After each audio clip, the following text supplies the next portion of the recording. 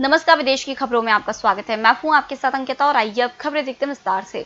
पाकिस्तान सरकार ने American blogger Cynthia Richie को 15 दिन में देश छोड़ने के आदेश दे दिए हैं। रिची ने जून में पूर्व गृह मंत्री रहमान मलिक पर रेप और पूर्व पीएम यूसुफ रजा गिलानी पर बदसलूकी के आरोप लगाए थे। हैरानी की बात तो यह है कि मंगलवार को ही रिची की वीजा बढ़ाने की याचिका पर इस्लामाबाद हाई कोर्ट में सुनवाई शुरू हुई थी। हाई कोर्ट ने निचली अदालत से मामले की सुनवाई जल्द करने को कहा था।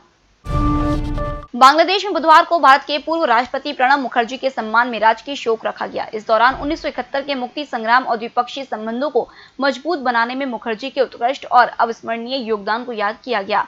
बांग्लादेश में बुधवार को सभी सरकारी, अर्ध सरकारी और निजी संस्थानों और विदेश में बांग्लादेश के मिशनों में राष्ट्रध्वज को शोक स्वरूप आधा झुका रखा हुआ था। उत्तर कोरिया के शासक किम जोंग उन को लेकर व्हाइट हाउस की पूर्व प्रेस सेक्रेटरी ने चौंकाने वाले खुलासे किए हैं।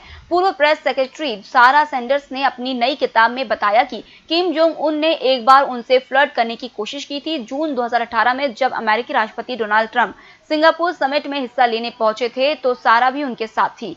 सारा के मुताबिक किम जोंग उन ने उन्हें आंख मारी थी। जब सारा ने डोनाल्ड ट्रंप को बाद में इस बारे में बताया तो उन्होंने भी इसे लेकर मजाक बनाया। भारत ने दूसरी डिजिटल स्ट्राइक करते हुए पबजी समेत चीन के 118 मोबाइल ऐप्स पर प्रतिबंध लगा दिया है। भारत ने लद्दाख में झड़प के बाद चीन की कई परियोजनाओं को रद्द कर दिया था। अब साउथ चाइना सी में चीन की दादागिरी के चलते थाईलैंड ने भी उसे बड़ा झटका दे दिया है। थाईलैंड ने लोगों के विरोध के बाद चीन से 2 पनडुब्बियों को खरीदे जाने की योजना को अनिश्चितकाल के लिए स्थगित कर दिया है। चीन और भारत के बीच सीमा विवाद को लेकर पैदा हुए ताजा हालात पर अमेरिका भी नजर बनाए हुए है। अमेरिकी विदेश मंत्री माइक पोम्पियो ने कहा है कि चीन की अन्याय भरी नीतियों के कारण भारत, ऑस्ट्रेलिया, जापान और दक्षिण कोरिया जैसे देश अमेरिका के साथ लामबंद हो रहे हैं। भारत में चीन की तरफ जारी घुसपैठ के खिलाफ ये सभी देश साथ हैं। कोरोना की वैक्सीन को लेकर दुनिया भर में नए विचार, विवाद और टकराव सामने आ रहे हैं। इस बीच WHO की यूरोप के निदेशक हैंस क्लूग ने कहा कि मुझे नहीं लगता है कि यूरोप में राष्ट्रीय स्तर पर लॉकडाउन लगाने की जरूरत होगी। यूरोप वैक्सीन के बिना कोरोना के साथ रह सकता है, महामारी को हरा भी सकता है। उसे स्थानीय स्तर पर लॉकडाउन लगाने होंगे। हम ऐसा तभी कर पाएंगे जब हम महामारी के साथ रहना सीख लेंगे। अमेरिका में राष्ट्रपति के चुनाव से 2 महीने पहले राष्ट्रपति और रिपब्लिकन के उम्मीदवार डोनाल्ड ट्रंप ने डेमोक्रेटिक शासित बड़े शहरों के मेयरों को निशाना बनाया है। उन्होंने कहा कि इन शहरों में ही सबसे ज्यादा समस्याएं हैं, हम इन्हें हल करेंगे। ट्रंप ने कहा, जनता इन शहरों में डेमोक्रेटिक पार्टी से सत्ता वापस ले। क्या जनता चाहेगी कि डेमोक्रेट्स देश चलाए? करीब 80% बड़े शहरों में डेमोक्रेटिक जबकि सिर्फ 20% में रिपब्लिकन मेयर हैं। इन शहरों की आबादी 5 लाख से ज्यादा है। 2016 के बाद 2020 में भी रूस अमेरिकी राष्ट्रपति चुनाव को प्रभावित करने की कोशिश कर रहा है। फेसबुक और ट्विटर ने मंगलवार को यह जानकारी दी। रूस ने फेक अकाउंट्स और वेबसाइट्स का एक नेटवर्क बनाया है। ये लेफ्ट विंग समर्थक न्यूज वेबसाइट की तरह दिखते हैं।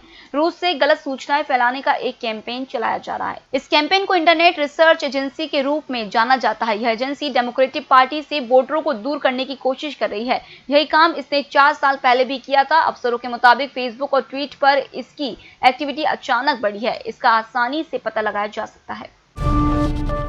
पाकिस्तान से भारत के खिलाफ सोशल मीडिया पर झूठ फैलाया जा रहा है। भारत की छवि खराब करने के लिए प्रोपेगेंडा चलाया जा रहा है।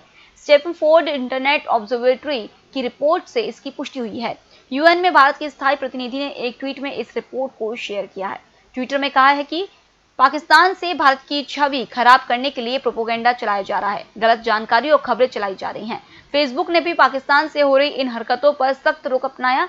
वहां के कई अकाउंट और ग्रुप्स के साथ पेज भी हटा दिए गए हैं। फिलहाल इस बुलेटिन में इतना ही। आप बने रहिए EMS टीवी के साथ। नमस्कार। होटल गौरीशी भोपाल शहर के बीचों बीच स्थित ठहरने की सर्व सुविधा युक्त जगह है। Room available in affordable prices और facilities free WiFi, AC, TV, parking, security, lift, full sanitized room, toiletry kit. Hotel Gaurishi, hall number 8, Chittor complex, MP Nagar, zone 1, Bhopal. Phone number 7898128620।